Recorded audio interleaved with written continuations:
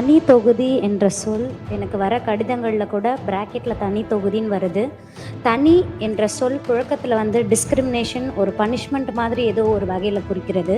உதாரணத்திற்கு, அந்த பெண்ணை தனியாக வைங்க, அவனை தனிமைப்படுத்துங்க, அவனை சிறையில் வைங்க. ரிசர்வேஷனுக்கு நேரடியான அர்த்தம் தனி கிடையாது.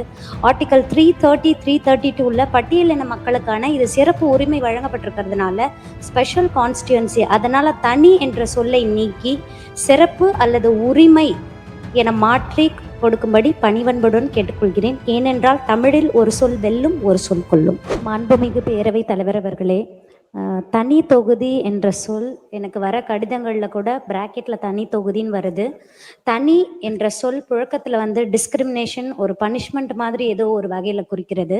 உதாரணத்திற்கு, அந்த பெண்ணை தனியாக வைங்க, அவனை தனிமைப்படுத்துங்க, அவனை சிறையில் வைங்க. ரிசர்வேஷனுக்கு நேரடியான அர்த்தம் தனி கிடையாது.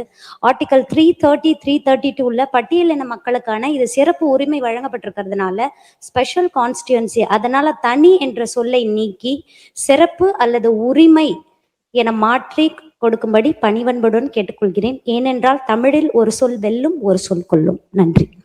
அல்ல, அவர் சொன்ன அந்த யோசனை கூட மாண்புமிகு முதல்வருடைய கவனத்துக்கும் அரசினுடைய கவனத்துக்கும் கொண்டு செல்லலாம். நல்ல முடிவு எடுக்கப்படலாம்.